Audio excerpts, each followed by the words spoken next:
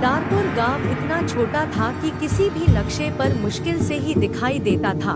घने जंगलों और खामोश पहाड़ियों से घिरा हुआ एक भूला बिसरा इलाका, जहां हवा तक जैसे डरते डरते चलती थी। और दशकों से वहां के लोग सादा जीवन जी रहे थे, सूरज के साथ जागते और अंधेरा पूरी तरह फैलने से पहले सो जाते, क्योंकि हर कोई जानता था कि दारपुर की रातें इंसानों की नहीं थी, वे किसी और की थी,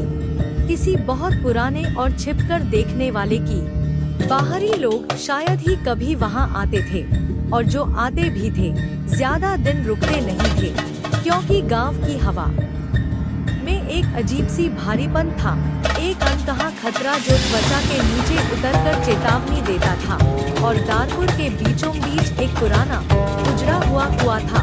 सूखा, दरारों से भरा, लकड़ी के तख्तों और जंग लगी जंजीरों से ढका हुआ, एक ऐसा कुआं जिसे खोलने की मनाही थी, क्योंकि बुजुर्गों के अनुसार बहुत समय पहले, जब गांव का नाम भी नहीं था, उसमें कुछ गिरा था या गिराया गया था, और जो नीचे गया था वह कभी पूरी तरह गया ही नहीं। आरव दारपुर में इस इतिहास से अनजान आया था। सरकार की ओर से सड़क के लिए जमीन का सर्वे करने भेजा गया था, और शुरू में उसे लगा कि गांव वाले बस शर्मीले हैं, लेकिन जल्द ही उसने नोटिस किया कि सूरज ढलते ही लोग नजरें चुराने लगते थे, आसमान के नारंगी होते ही दरवाजे जोर से बंद हो जाते थे, और कोई भी, यहाँ तक कि बच्चे भी, कुएं के पास जाने की हिम्मत नहीं करते थे। और जब उसने इसके बारे में पूछा, तो बातचीत अचानक खत्म हो जाती, चेहरों पर सख्ती आ जाती, और कोई धीमी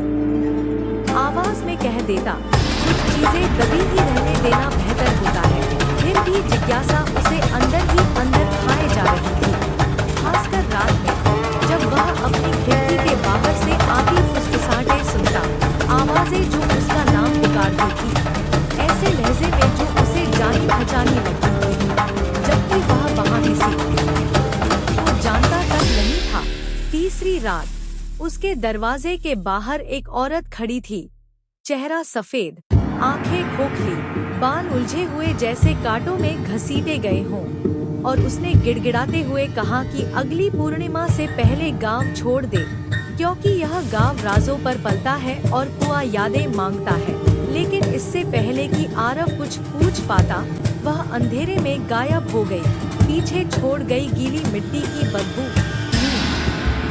न आने पर उसी रात आरव फुसफुसाहटों का पीछा करने लगा, जैसे कोई कीड़ा रोशनी की ओर खींचता है। डर के बावजूद उसके पांव उसे कुएं की ओर ले गए, और जैसे ही वह पास पहुंचा, जंजीरें अपने आप खनखनाने लगी,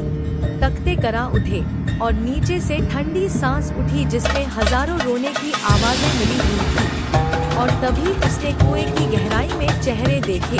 गांव के मरे हुए लोगों के चेहरे, आंखें डर से फैली हुई, चीख के बीच जमे हुए,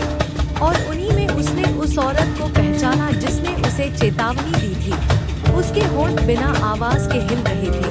एक ही शब्द बना रहे थे, भागो। जमीन कांपने लगी, और आरव के दिमाग में ऐसी यादें उमड़ पड़ी जो उसकी अपनी नहीं थी, दृश्य जिनमें गांव वाले हर पीढ़ी में एक इंसान की बलि देते थे ताकि कुएं में बंद चीज सोई रहे, एक ऐसी चीज जो लालच और डर से जन्मी थी, खून और चुप्पी से पलती थी, और अब वह फिर से भूखी थी। छायाओं से बने हाथ कुएं से बाहर निकलने लगे, किनारों को पकड़ते हुए ऊपर खींचने लगे। हवा भारी और दमघुंटू हो गई, और आरव चीखा, लेकिन उसकी आवाज बाहर नहीं निकली, क्योंकि पूरा गांव सुन रहा था। दीवारें देख रही थी, पेड़ झुककर पास आ रहे थे, और जब वह प्राणी आखिरकार बाहर आया, तो उसका कोई तय रूप नहीं था, बस